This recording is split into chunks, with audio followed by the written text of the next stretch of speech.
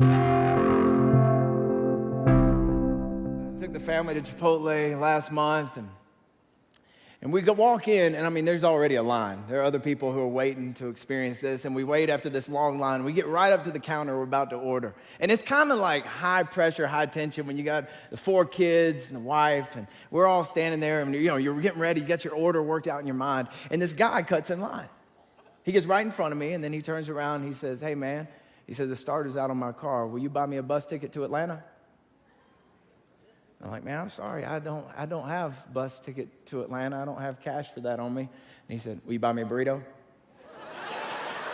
And I'm like, "Man, you're good. I mean, I see what you did. You went high and then you went low. I mean, you did. And then you got me in this moment, this high pressure, we're waiting to order. And then my kids are all watching me to see what I'm going to do. You're good. You are good." And so, my kids are watching. And I'm like, "Yeah, man, I'll buy you a burrito." And so he ends up, all the kids start getting through, and I make sure they get through. And then he tells me his name is Reed. And then Reed begins to order, and he said he wants a burrito bowl. And Reed starts to get burrito bowl. And then he tells the lady, she was like, "What meat do you want?" He said, "I want pinto beans, I want black beans, and I want steak." He said, "And I'll take double steak." I'm like, man, come on. I don't even let my wife get double steak. I mean, except on her birthday. On her birthday, she can have double steak. He's like, "Double steak?" I'm like, "All right, bro." We keep going. He's like, "I want some cheese on there and some sour cream and some salsa." You know what I'm watching for. You Chipotle people, you know what I'm watching next. I'm like, what's he going to do? Is he going to get the guac? And sure enough, he said, "Give me the guacamole." I was like, you got to be kidding me. I'm like, they tell us that beggars can't be choosers, but nobody told Reed. I mean, he's choosing everything. And we get to the end, he's like, "I want chips, I want a Coke." And at this point, I'm ticked. And we get through, I pay for my whole family. It's probably $12 more with everything Reed got. And he gets his Coke, and he turns. And, when we were standing there and we're waiting for my family, we were standing there when my family was ordering. I said, "Reed," I said, "I'm just doing this because I'm a follower of Jesus." I said, I'm just doing it in his name." And then Reed, when he finished up, he said, "Thank you." And so he walks off, and at this point, I'm just kind of ticked. I sit down with the family, and I start to pout.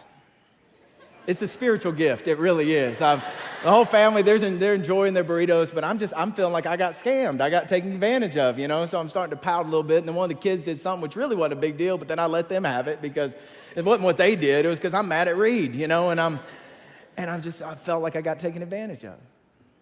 Don't judge me. Don't judge me, all right? It's confession. And so we get to the house, and I'm still kind of in a bad mood that night, and wake up the next morning. I'm sitting down, just spend some time with the Lord, and just kind of processing the day before, and start thinking about that. I wasn't real proud at how I handled the whole deal.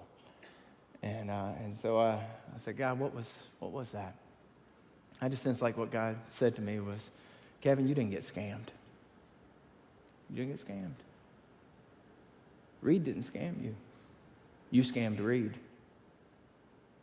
Because you said you did it in Jesus' name. That wasn't in Jesus' name."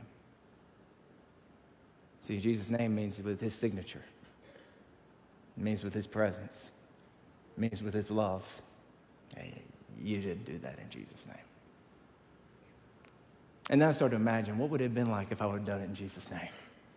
"Hey, Reed, come here. That steak is good. Get you double steak."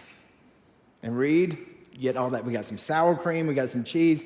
And Reed, why don't you get the guacamole? I know it's extra, Reed. Don't worry about it. Get some guacamole. Get double guacamole, Reed. And Reed, get chips and a Coke. And Reed, why don't you come sit down with our family and have dinner with us? Because we'd love to hear your story. What would it have been like if I would have done it in Jesus' name?